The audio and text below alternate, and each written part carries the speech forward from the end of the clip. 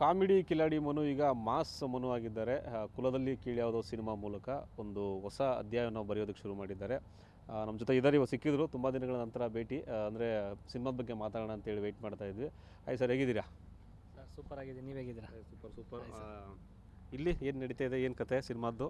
ಸಿನಿಮಾದೊಂದು ಮಜಾಟ ಕಿಸ್ಸಲ್ಲಿ ನಮ್ಮದೊಂದು ಸೆಗ್ಮೆಂಟ್ ಇತ್ತು, ಕಲರ್ಸ್ ಕನ್ನಡ. ಅದು ಮುಗಿಸ್ಕೊಂಡು ಪ್ರಮೋಷನ್ ನೀವು ಸಿಕ್ಕಿದ್ರಿ, ಮಾತಾಡ್ತಾ ಇದ್ದೆ ಸರ್. ಈಗ ಕದನ ವಿರಾಮ ಆಯಿತು, ಸೈನಿಕರೆಲ್ಲ ಆರಾಮಾಗಿದ್ದಾರೆ, ಗೆದ್ದಿರೋ ಖುಷಿ ನಮಗೂ ಇದೆ. ಈಗ ಸದ್ಯಕ್ಕೆ ಇನ್ನೊಂದು ಯುದ್ಧಕ್ಕೆ ನೀವು ಸಿದ್ಧರಾಗ್ತಿದ್ದೀರಿ, ಕುಲದಲ್ಲಿ ಕೀಳ್ಯಾವುದೋ ಸಿನಿಮಾ ಮುಖಾಂತರ. ಬಿಡಿಸ್ಬಿಟ್ರಲ್ಲ ಸರ್? ಹೌದು ಸರ್, ಅದು ಯುದ್ಧ. ನಮಗೂ ಒಂಥರ ಅದು ಯುದ್ಧ ಇದ್ದಂಗೆ. ಕನ್ನಡ ಚಿತ್ರರಂಗದಲ್ಲಿ ಒಂದು ಸಿನಿಮಾ ನಿಲ್ಲಬೇಕು ಅಂದರೆ ತುಂಬ ಕಷ್ಟಪಡಬೇಕು. ಕಷ್ಟಪಟ್ಟಿದ್ದಾರೆ, ನಿಲ್ಲಲ್ಲ, ಇದಂತೂ ಸತ್ಯ. ಕಷ್ಟಪಟ್ಟಿದ್ದೀವಿ, ನಿಲ್ಲುತ್ತೆ, ಜನ ಕೈ ಹಿಡಿತಾರೆ ಅನ್ನೋ ಒಂದು ನಂಬಿಕೆ ಮೇಲೆ ನುಗ್ತಾ ಇದ್ದೀವಿ ಸರ್. ಕಾಮಿಡಿ ಮಾಡ್ತಾ ನಮಗೆಲ್ಲ ಪರಿಚಯ. ಮಡೇನೂರು ಮನು ಅಂದ ತಕ್ಷಣ ಕಾಮಿಡಿ ಕಿಲಾಡಿಗಳು, ಏನೋ ಮಿಮಿಕ್ರಿ, ಈ ಥರ ನಮಗೆ ಪರಿಚಯ. ಏಕ್ದಮ್ ಮಾಸ್ ಎಲಿವೆಂಟಾಗಿ ಎಲಿವೇಷನ್ ಮಾಡ್ಕೊಂತ ಈಗ ಕುಲದಲ್ಲಿ ಕೀಳ್ಯಾವುದೋ ಮೂಲಕ ಟ್ರೈಲರ್ ಸಾಕಾದ ಇಷ್ಟ ಆಯಿತು, ತುಂಬ ಚೆನ್ನಾಗಿದೆ. ಸೊ ಹೆಂಗೆ ಸರ್ ಇದು ಮಾಡ್ಯುಲೇಷನ್ಸು ಏರೆಲ್ಲ ಬಿಟ್ಕೊಂಡು ಒಂಥರ ರಗಡ್ ಆಗಿಬಿಟ್ಟಿದ್ದೀರಾ ಸರ್? ಇದೇ ಸಿನಿಮಕ್ಕೆ 2.5 ವರ್ಷ ತಯಾರಾಗಿದ್ದು. ನಾನು ಮುಂಚೆ ಹಿಂಗಿರಲಿಲ್ಲ, ಬೇರೆ ಒಂಥರ ಬಸರಿ ಹೊಟ್ಟೆಲ್ಲ ಬಿಡ್ಕೊಂಡು ಮುಖ ಎಲ್ಲ ಕೆನ್ನೆಲ್ಲ ಊದ್ಕೊಂಡು ಅಸಹ್ಯ ಒಂಥರ ಇದ್ದೆ, ಬೇರೆ ಥರ.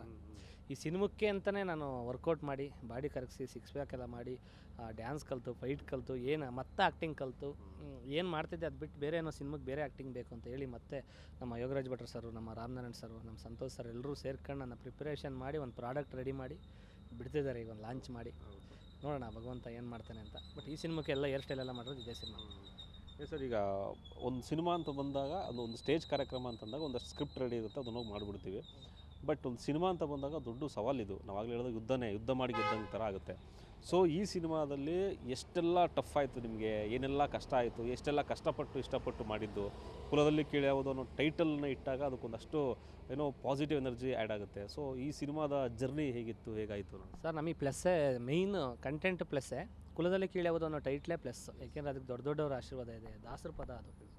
ಆ ಪದನ ನಾವು ಅಣ್ಣವ್ರು ಆಡಿ ಹಲವಾರು ಕರ್ನಾಟಕದಲ್ಲಿ ಇವತ್ತು ಆರ್ಕೆಸ್ಟ್ರಾ ಎಂಡ್ ಆಗದೆ ಅಂದರೆ ಅದು ಕುಲದಲ್ಲಿ ಕೀಳ್ಯಾವುದೋ ಸಿನಿಮಾ. ಇವತ್ತು ಅಣ್ಣವರ ಆಶೀರ್ವಾದ, ಶಿವಣ್ಣವರ ಆಶೀರ್ವಾದ, ಯೋಗರಾಜ್ ಭಟ್ರು ಸರ್ ಆಶೀರ್ವಾದ, ಎಲ್ಲರೂ ಸೇರಿ ಒಂದು ಟೈಟ್ಲು ಕುಲದಲ್ಲಿ ಕೀಳ್ಯಾವುದೋ. ಒಂದು ಸಿನಿಮಾ ಚೆನ್ನಾಗಾಗಬೇಕು ಅಂದರೆ ಮೈನ್ ಟೈಟ್ಲು ಜನದ ಬಾಯಿಗೆ ಬರಬೇಕು. ಕೆಲವೆಲ್ಲ ಬಾಯಿಗೆ ಬರೋಲ್ಲ, ತುಂಬ ಕಷ್ಟ ಆಗ್ಬಿಡುತ್ತೆ, ಒದ್ದಾಡ್ಕೊಂತ ಅಡ್ವರ್ಸ್ಕೊಂಡೆಲ್ಲ ಹೇಳಬೇಕು. ಬಟ್ ಈ ಸಿನಿಮಾ ಕುಲದಲ್ಲಿ ಕೀಳ್ಯಾವುದು ಅಂದರೆ ನೀವು ಹಿರಿಯರಿಂದ ಹಿಡಿದು, ಕಿರಿಯರಿಂದ ಹಿಡಿದು, ಸಣ್ಣ ಮಕ್ಕಳಿಂದ ಹಿಡಿದು ಎಲ್ಲ ಅಂಗನವಾಡಿ ಮಕ್ಕಳು ಕೇಳಿದ್ರು ಹೇಳ್ತಾರೆ ಕುಲದಲ್ಲಿ ಕೀಳ್ಯಾವುದು ಸಿನಿಮಾಪ್ಪ. ಅದು ಬಾಯಿಗೆ ಬರಬೇಕು, ಮೈನ್ ಟೈಟ್ಲು. ಬಟ್ ಅದು ಖುಷಿಯಿಂದ ಇದು ಬರ್ತಿದೆ, ಎಲ್ಲರೂ ಆಶೀರ್ವಾದ ಮಾಡ್ತಿದ್ದಾರೆ. ಎಲ್ಲಿ ನೋಡಿದ್ರು ಒಂದು ದೊಡ್ಡ ಮಟ್ಟಕ್ಕೆ ಒಂದು ಹೋಟ್ಲಲ್ಲಿ ಒಂದು ತಿಂಡಿ ತಿಂತಿದ್ರು, ಒಬ್ಬ ಪ್ಲೇಟ್ ಹತ್ತೋನು ಕೂಡ ಪಾಪ ಕೇಳ್ತಾನೆ, ಸರ್ ನಿಮ್ಮ ಸಿನಿಮಾ 23 ರಿಲೀಸು ಅಂತ. ಅದೇ ನಮಗೆ ಬೇಕಾಗಿರೋದು. ನಮ್ಮವರು ಹೇಳೋದು ನಮ್ಮವ್ರಿಗೆ ಗೊತ್ತಾಗೋದು ಬೇರೆ. ಬಟ್ ನಾವು ತೋರ್ಸಕೊಂಡಿರೋ ಸಿನಿಮಾ ಜನಕ್ಕಲ್ವಾ. ಬಟ್ ಜನ ಮೇಯ್ನ್ ಕೇಳಬೇಕು. ಮೇಯ್ನು ನಮ್ಮವ್ರಿಗೆ ಗೊತ್ತಾಗೇ ಆಗುತ್ತೆ. ನಾವು ಸ್ಟೇಟಸ್ ಹಾಕೊಂಡಾಗ, ಫೇಸ್ಬುಕ್ ಹಾಕೊಂಡಾಗ ನೋಡ್ತಾರೆ ನಿಮ್ಮ ಸಿನಿಮಾ 23 ರಿಲೀಸ್ ಅಲ್ವಾ ಅಂತ ಗೊತ್ತಾಗುತ್ತೆ. ಬಟ್ ಮಿಕ್ಕಿದ ಜನಕ್ಕೆ ಸಿನಿಮಾ ತೋರಿಸ್ಬೇಕು ಅಂದರೆ ಜನಕ್ಕೆ ಮೇಯ್ನ್ ರೀಚ್ ಆಗಬೇಕು. ಅವ್ರಿಗೆಲ್ಲ ಆಗಿದೆ, ತುಂಬ ಖುಷಿ ಆಗ್ತಿದೆ. ಎಲ್ಲೋ ಒಂದು ಕಡೆ ಭಯ ಏನೋ ಇದೆ, ಹೆಂಗಪ್ಪ ಏನು ಕತೆ ಅನ್ನೋದು ಒಂದು ಭಯ ಇದೆ.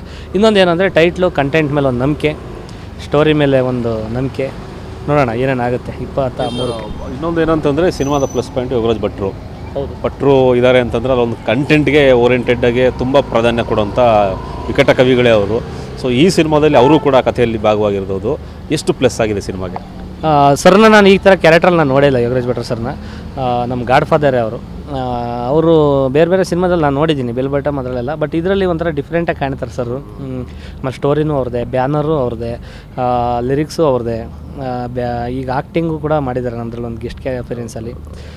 ಎಲ್ಲೋ ಒಂದು ಕಡೆ ನಾವು ಜಡ್ಜ್ ಆಗಿದ್ರು, ನಮಗೆ ಕಮೆಂಟ್ಸ್ ಹೇಳ್ತಾಯಿದ್ರು, ಲವ್ ನೀನು ಸಿನಿಮಾಕ್ಕೆ ಹೋಲ್ತೀಯ ಕಣೋ, ರಿಯಾಲಿಟಿ ಶೋಗಿಂತ ಜಾಸ್ತಿ ಸಿನಿಮಾ ಬೆಳ್ಳಿ ಪರದೆ ಗಂಟ್ತೀಯ ನೋಡು ಅಂತ.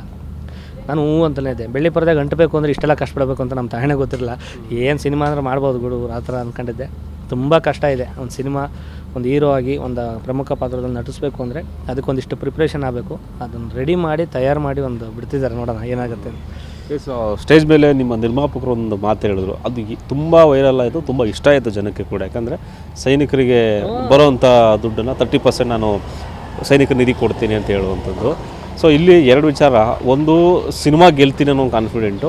ಎರಡನೇದು, ಬಂದಿರೋ ದುಡ್ಡಲ್ಲಿ ಏನಾದರೂ ಒಂಚೂರು ಮಾಡೋಣ, ಸೈನಿಕರಿಗೆ ಕೊಟ್ಟರೆ ಅದೊಂದಷ್ಟು ಜನಕ್ಕೆ ಯೂಸ್ ಆಗುತ್ತೆ ಅನ್ನೋದು. ನಿರ್ಮಾಪಕರು ಈ ನಿರ್ಧಾರದ ಬಗ್ಗೆ ಹೇಳೋದಾದರೆ ಸರ್, ಅವ್ರದ್ದು ಯಾವತ್ತಿದ್ರೂ ಅದು ಒಳ್ಳೆ ಒಪಿನಿಯನ್ನೇ. ಅವ್ರ ಮನಸ್ಸಲ್ಲೊಂದು ಹೊರಗಡೆ ಒಂದೆಲ್ಲ ಇಟ್ಕೊಳ್ಳಲ್ಲ. ಅವರೊಂಥರ ಸ್ಟ್ರೈಟ್ ಫಾರ್ವರ್ಡ್.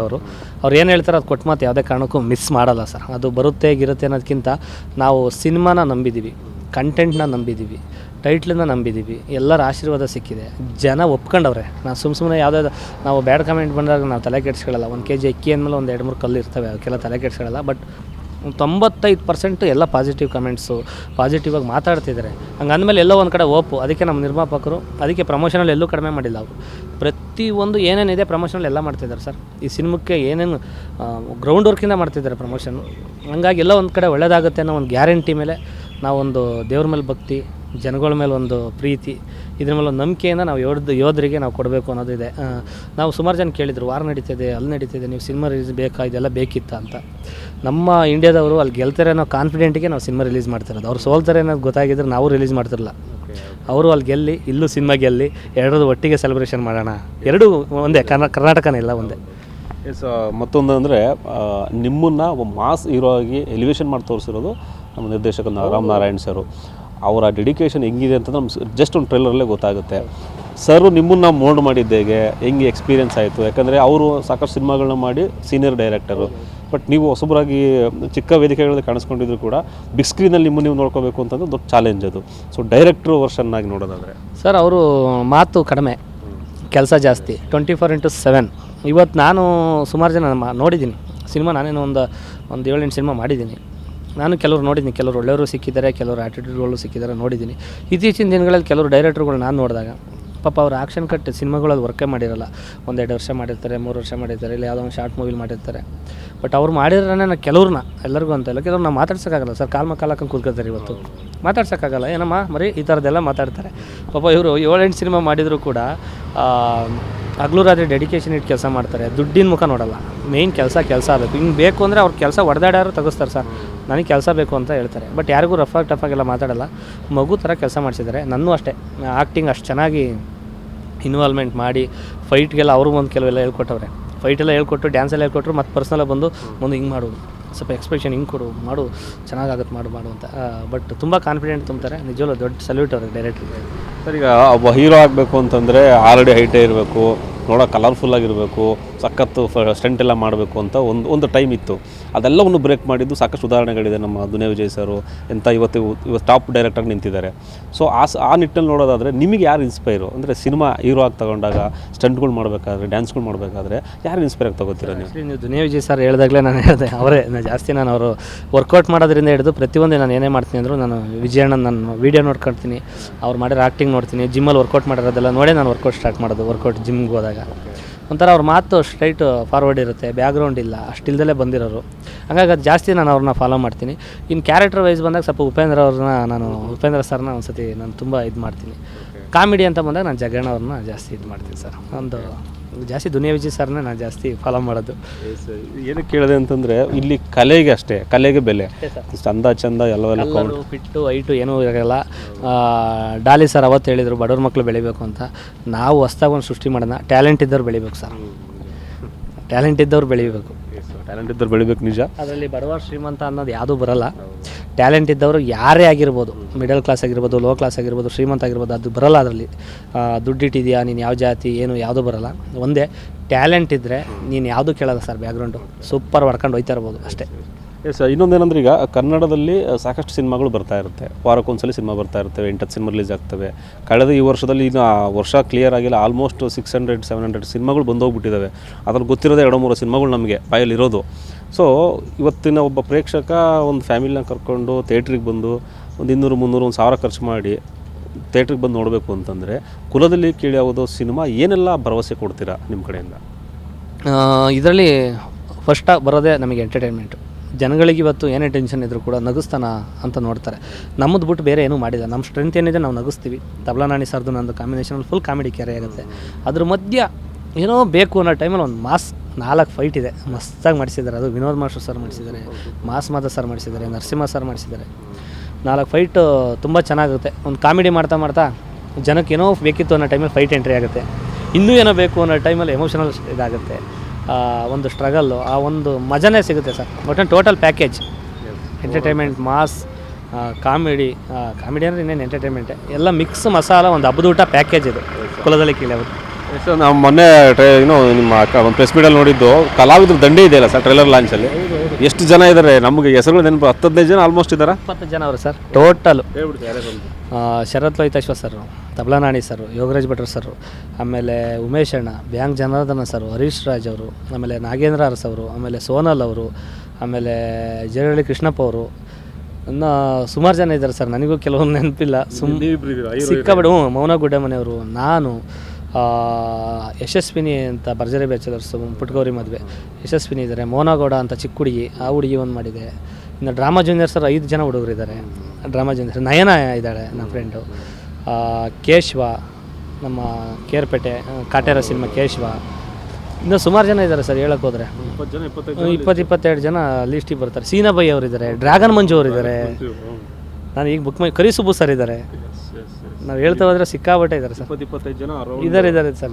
ಅಂದರೆ 25 ಜನ ಎಲ್ಲರೂ ಕೂಡ ಅವ್ರವ್ರ ಕ್ಷೇತ್ರದಲ್ಲಿ ಏನೋ ಪ್ರೂವ್ ಮಾಡ್ಕೊಂಡಿರೋರು. ಫಾರ್ ಎಕ್ಸಾಂಪಲ್ ನೀವು ಡ್ರ್ಯಾಗನ್ ಮಂಜು ಅವರು ತಗೊಂಡ್ರು ಕೂಡ ಕಳೆದ ಲಾಸ್ಟ್ ಒಂದು ಸಿನಿಮಾ ಮಾಡಿ ಅವರು ಯಾವ ಲೆವೆಲ್ ಪಾಪ್ಯುಲರ್ ಆದರು. ಅದಕ್ಕಿಂತ ಇವಾಗ ಬೇರೆ ಕರಿಸುಬ್ಬು ಸರ್ ತಗೊಂಡು ತುಂಬ ಓಲ್ಡ್ ಆರ್ಟಿಸ್ಟು, ತುಂಬ ಎಕ್ಸ್ಪೀರಿಯನ್ಸ್ಡು, ತಬಲಾ ನಾಡಿದ್ದಾರೆ ಅಂದರೆ ಕಾಮಿಡಿಗೆ ಅದು ಅನ್ಲಿಮಿಟೆಡ್ ಊಟ ಇದ್ದ ಥರ. ಸೊ ಓವರ್ ಆಲ್ ಎಕ್ಸ್ಪೀರಿಯನ್ಸ್ ಹೆಂಗೆ ಸರ್ ನಿಮಗೆ? ಎಷ್ಟು ದೊಡ್ಡ ಬ್ಯಾನರು, ಎಷ್ಟು ದೊಡ್ಡ ಜನಗಳ ಜೊತೆ, ಎಷ್ಟು ದೊಡ್ಡ ಸ್ಕ್ರೀನಲ್ಲಿ ಫಾರ್ ದ ಫಸ್ಟ್ ಎಕ್ಸ್ಪೀರಿಯನ್ಸ್. ಬೇರೆ ಬೇರೆ ಸಿನಿಮಾಗಳು ಸಣ್ಣ ಪುಟ್ಟ ಪಾತ್ರಗಳು ಬೇರೆ, ಇದೇ ಫುಲ್ ಫ್ಲೆಜ್ ಆಗಿ ಹೀರೋ ಆಗಿ ಮನೋರು ಬಂದಾಗ ಅಷ್ಟು ಜನ ನಿಂದೇ ನಿಂತ್ಕೋತಾರೆ ಅಂದಾಗ ಅದೆಲ್ಲ ಎಷ್ಟು ಯಾವ ರೀತಿ ಸರ್? ತುಂಬ ಖುಷಿಯಾಗುತ್ತೆ. ಮನುಷ್ಯ ಸಾಯೋ ತನಕ ಕಲಿಯೋದಿದ್ದೇ ಇರುತ್ತೆ. ಬಟ್ ಎಲ್ಲ ಸೀನಿಯರ್ ಜೊತೆ ಕೆಲಸ ಮಾಡಿದ್ದು, ಅವ್ರ ಜೊತೆ ಎಕ್ಸ್ಪೀರಿಯೆನ್ಸು, ಆ ಒಂದು ಆ್ಯಕ್ಟಿಂಗು, ಸಿನಿಮಾ ಅಂದರೆ ಹಿಂಗೆಲ್ಲ ಇರುತ್ತಾ ಅನ್ನೋದೊಂದು ಮಾಡಿದ್ದೀನಿ. ಬಟ್ ಇದರಲ್ಲಿ ಒಂಥರ ಹೊಸ ಥರ ಅನುಭವ.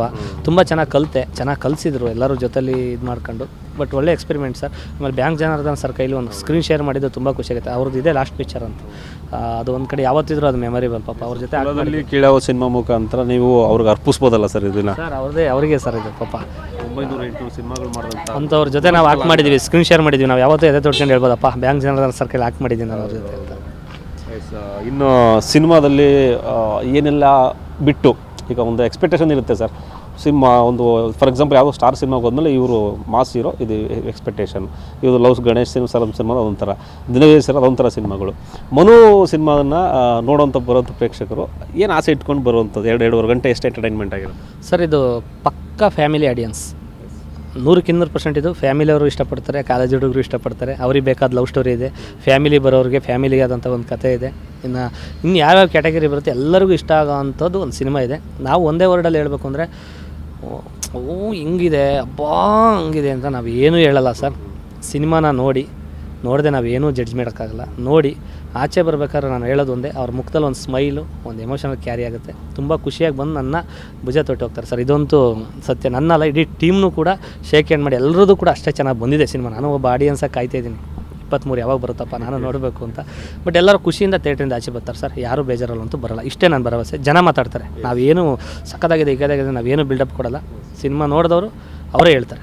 ಸರ್, ಯಾಕೆ ಟ್ರೈಲರ್ ನೋಡಿದ್ಮೇಲೆ ಕಂಟೆಂಟ್ ಮೇಲೆ ನಮಗೂ ಒಂದಷ್ಟು ನಂಬಿಕೆ ಬಂದಿದೆ. ಏನೋ ಇದೆ ಗುರು ಸಿನಿಮಾ ನೋಡೋಣ, ಅಟ್ಲೀಸ್ಟ್ ಒಂದ್ಸಲ ಟ್ರೈ ಮಾಡೋಣ ಅಂತೇಳಿ. ಬಟ್ ಪ್ಯಾನ್ ಇಂಡಿಯಾ ಟ್ರೈ ಮಾಡ್ಬೋದಿತ್ತಲ್ಲ ಅಂತೇಳಿ, ಯಾಕಂದರೆ ಅಷ್ಟು ಕಂಟೆಂಟ್ ಗಟ್ಟಿ ಇದ್ದಾಗ ಒಂದು ಅಟೆಂಪ್ಟ್ ಟ್ರೈ ಮಾಡ್ಬೋದಿತ್ತಲ್ಲ? ಇಲ್ಲ ಸರ್, ಆ ಥರದ್ದು ಐಡಿಯಾಗಳು ನಮ್ಮ ಟೀಮಲ್ಲಿ ಯಾರಿಗೂ ಬಂದಿಲ್ಲ. ಬೇಡ ಅನ್ನೋದೇ ಇದೆ. ಫಸ್ಟ್ ಕರ್ನಾಟಕಕ್ಕೆ ಪಕ್ಕ ಕರ್ನಾಟಕ ನಿಂತ್ಕೊಳ್ಳೋಣ, ನಂಬೋಣ. ಎಲ್ಲ ಅಲ್ಲಿ ಇಲ್ಲಿ ಇಲ್ಲಾಡಿ ಏನೋ ಕೆಟ್ಟರು ಅನ್ನಂಗೆ ಬೇಡ. ಫಸ್ಟ್ ನಾವು ಕನ್ನಡನ ನಂಬೋಣ. ಕರ್ನಾಟಕಕ್ಕೋಸ್ಕರನೇ ಒಂದು ಸಿನಿಮಾ ಮಾಡಿದ್ದೀವಿ, ಮಾಡೋಣ. ಆಮೇಲೆ ನೋಡೋಣ ಭಗವಂತ ಏನು ಮಾಡ್ತಾರೆ. ಇವರೇ ಕೈ ಹಿಡಿದ್ರೆ ನಮಗೇನು ಅವಶ್ಯಕತೆ ಯಾವುದು ಪ್ಯಾನ್ ಇಂಡಿಯಾ ಬೇಕಾಗಿಲ್ಲ. ನೋಡೋಣ ಭಗವಂತ ಏನು ಮಾಡ್ತಾನೆ.